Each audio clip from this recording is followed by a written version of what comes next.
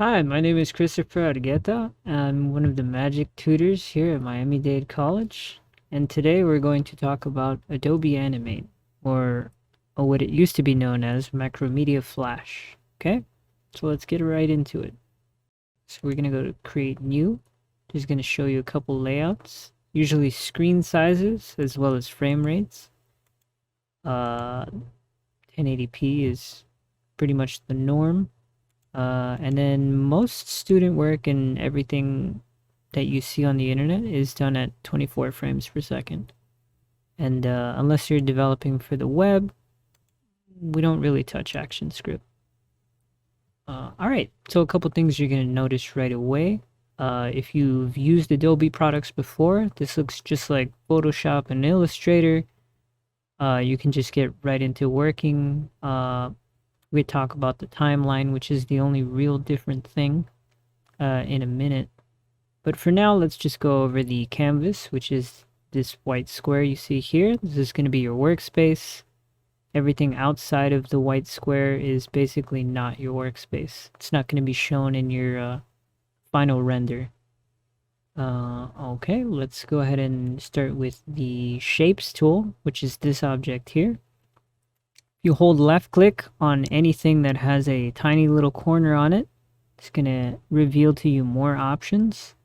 Then you just left click to select what you want. We're going to go for an oval with no stroke.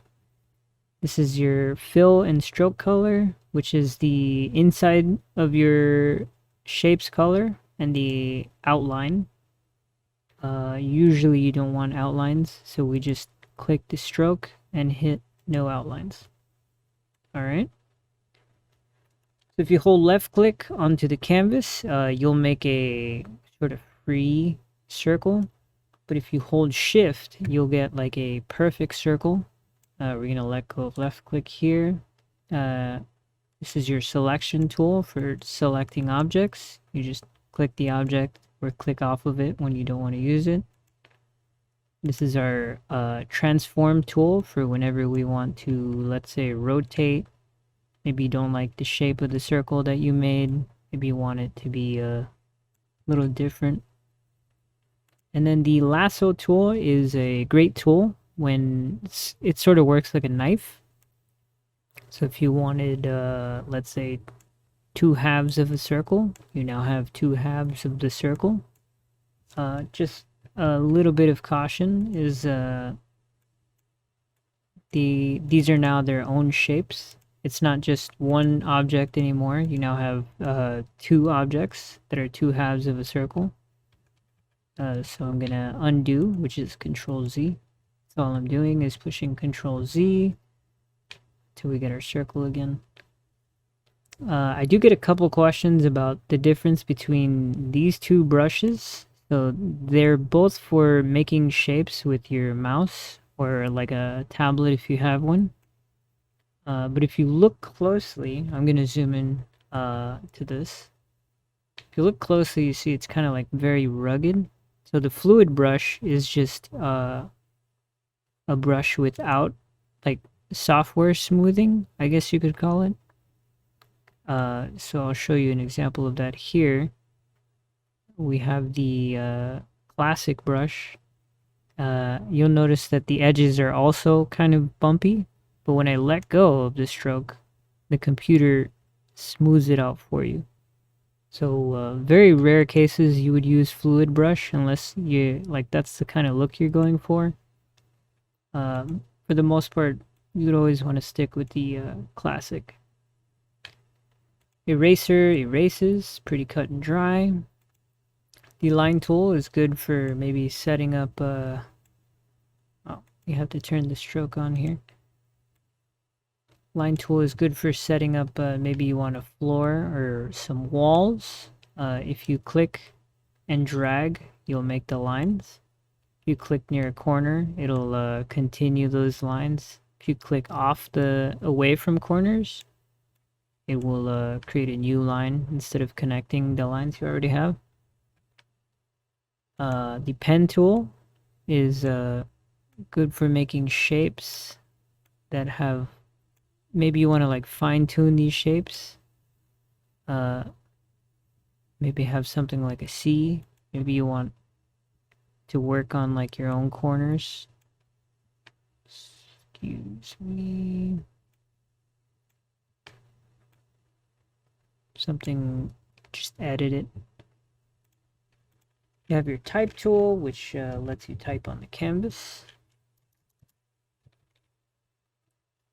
Paint bucket lets you splash or fill a shape rather with the color. Let's say we wanted like a green circle. There you go.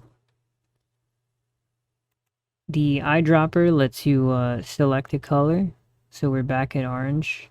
Or you can be back at green, you know. The asset warp tool is kind of like putting little pins onto your drawing. This is useful if you wanted to, say, bend something, make it look, when you're animating, make it look like a snake, or maybe you've got like some chains or hair that you want flowing in the wind. This is a great tool for that. The hand tool just kind of lets you grab the canvas. Nothing really edit wise on the canvas there. And then you have your zoom in and zoom out, right? Very simple, very easy stuff. Simple tools that let you just kind of focus on what you want to make creatively, I guess.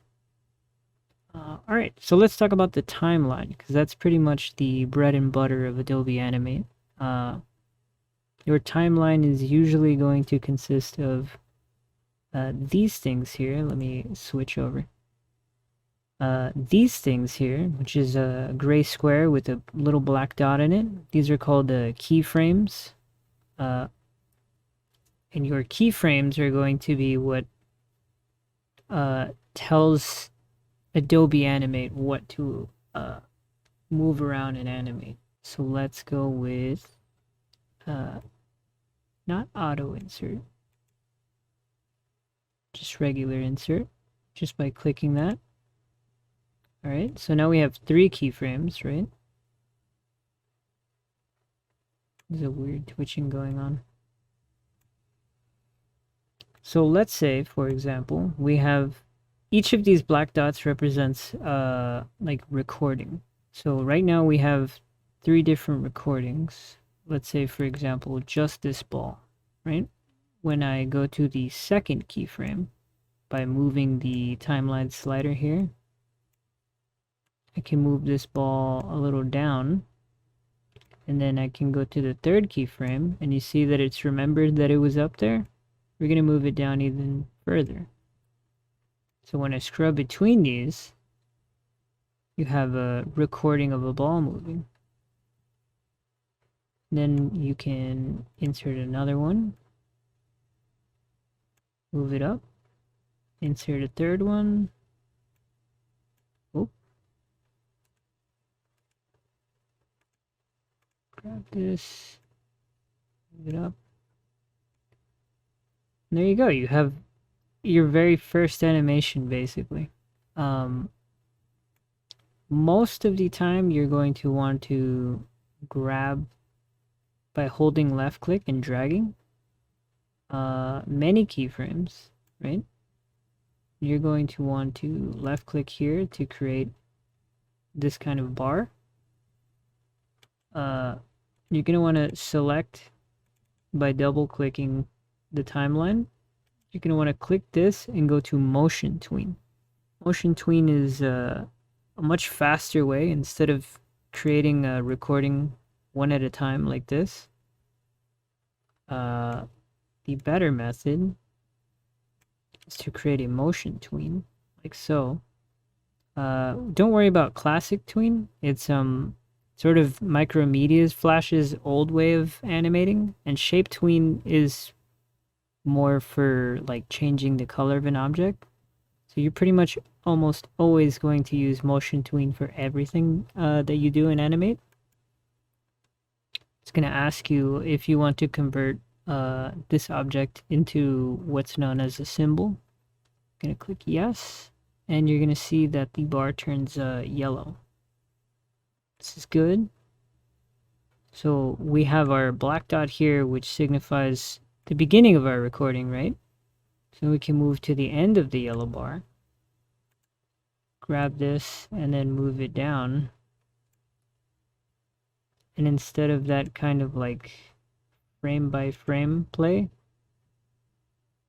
it gives you a live or a more natural look to the drop. We'll go into the different aspects of animation in another video, but this one was to just cover our basic tools and the timeline so that we can get started creating. Okay? Right. My name was Christopher Argueta, and I'll see you in the next one.